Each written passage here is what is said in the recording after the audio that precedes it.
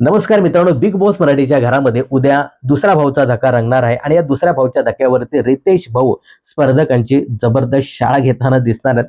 मित्रांनो, पहिल्या आठवड्यामध्ये बरेच राडे झाले, रुसवे झाले, अपशब्द वापरले झाले, कुस्तीचे आखाडे तयार केले. पण त्याच्यापेक्षा जास्त आहे ना, या भाऊच्या धक्क्यावरती झाले. इथे सुद्धा बरेच राडे, रुसवे, अपशब्द वापरले गेले. पण इथे लोक कॅरेक्टरवरती बोललेत, कॅरेक्टरवरती घसरलेत. अक्षरशः लव्ह अँगल काढले गेलेत आणि बरंच काय या आठवड्यामध्ये सुद्धा झाले. त्यामुळे भाऊंकडे बरंच मटेरियल आहे, बरंच सामान यावेळी भाऊंकडे आहे आणि हे सगळे मुद्दे काढत काढत भाऊ जबरदस्त स्पर्धकांची शाळा घेणार आहेत.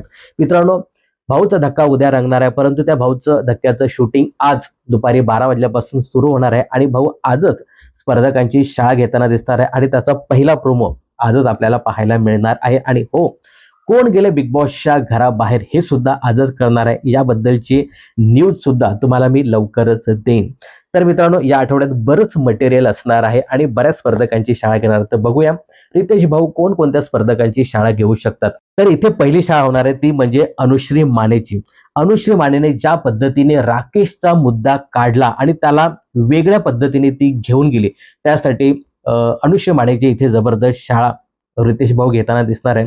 रितेश भाऊ इथे सांगू शकतात की अख्ख्या महाराष्ट्राने बघितलंय की इथे नेमकं काय घडलंय आणि ज्या पद्धतीने तू राकेशवरती हे जे काही आरोप लावले ते खूप चुकीचे आहे. तर यासाठी अनुश्री मानेची इथे जबरदस्त शाळा होऊ शकते. दुसरा मुद्दा आहे अनुश्रीची शाळा घेण्याचा, तो म्हणजे तिने प्राजक्ता शुक्रे हिला शिव्या घातल्या, त्या शिव्या अक्षरशः म्यूट केल्या.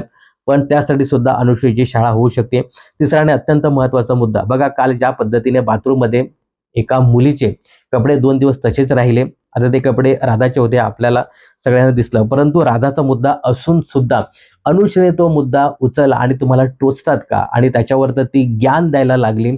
तर हे जे काही 3 मुद्दे आहेत ना, याच्यावरती अनुश्रीची जबरदस्त शाळा होऊ शकते. विशेष करून ज्या पद्धतीने राकेश बापटला जे काही प्रेझेंट केलं अनुश्रीने आणि तिला साथ दिली, ती म्हणजे फुटेजसाठी काय पण करणारी फुटेज क्वीन रुचिता जामदार. खरं तर अनुश्रीने हा मुद्दा स्टॉप केलेला होता, परंतु अक्षरशः त्या रुचिताने आग लावून तो मुद्दा वाढवला, त्याला भडका दिला आणि रुचिता फार वेगळ्या पद्धतीने, फार खालच्या लेवलपर्यंत जाऊन तो मुद्दा घेऊन गेले आणि अक्षरशः अख्खं घर तिने त्यावेळी डोक्यावर घेतलं होतं. बरेच स्पर्धक तिला समजवायला आलेले, परंतु रुचिता अजिबात ऐकली नाही. मला भाऊ बोलू दे, बिग बॉस बोलू दे, अख्खं घर माझ्या विरुद्ध केलं तरी मी हे असं बोललीच नाही, असं म्हणून ती सांगताना दिसत होती ना. खरं तर अनुश्रीच्या अगोदर हिची कान उघडणी करायला पाहिजे या फुटेज क्वीनची, असं मला वाटतं.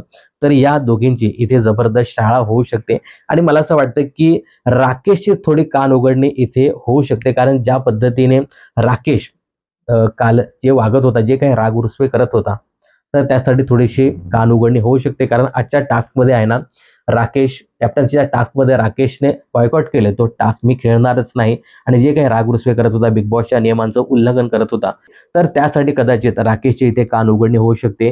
तिसरी मित्रांनो शाळा होऊ शकते ती म्हणजे प्राजक्ता शुक्रेची. प्राजक्ता शुक्रे त्या टास्कमध्ये संचालक होती आणि प्राजक्ताचे जे काही निर्णय आहेत ना, ते थोडेसे चुकलेले आपल्याला इथं स्पष्ट दिसलं.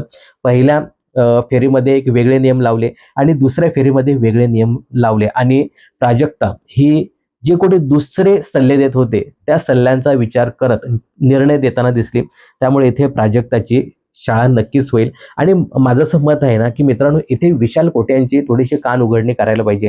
कारण विशाल कोट्यान आहे ना, हा त्या मुलींना भडकवत असतो, जे काही त्यांची टोळी गँग आहे त्यांना भडकवत असतो आणि या मुली खूप भडकतात आणि विशालला बरेच जण टोकतात की त्या मुलींना समजव, परंतु विशाल जास्त असं समजवताना दिसत नाही. सांगतो शब्द जपून वापरा, पण ज्या पद्धतीने ते शिव्या वगैरे देतात तर थोडंसं विशालने, कारण त्या विशालचं ऐकतात ते लोक, तर विशालने थोडंसं कंट्रोलमध्ये ठेवायला पाहिजे असं मला वाटतं.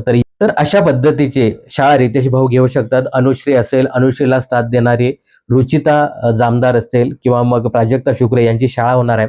आणि मला असं वाटतं की जो काही फेक लव्ह अँगलचा मुद्दा सध्या बिग बॉसच्या घरामध्ये गाजतोय, तर त्याच्याविषयी रितेश भाऊ नक्कीच भाष्य करतील. यावेळी आयुष हा दिसला, त्यामुळे त्याची तारीफ इथे नक्कीच रितेश भाऊ करताना दिसतील. मात्र ओमकार जास्त दिसलेला नाही आहे, तर ओमकारला नक्कीच बोलतील.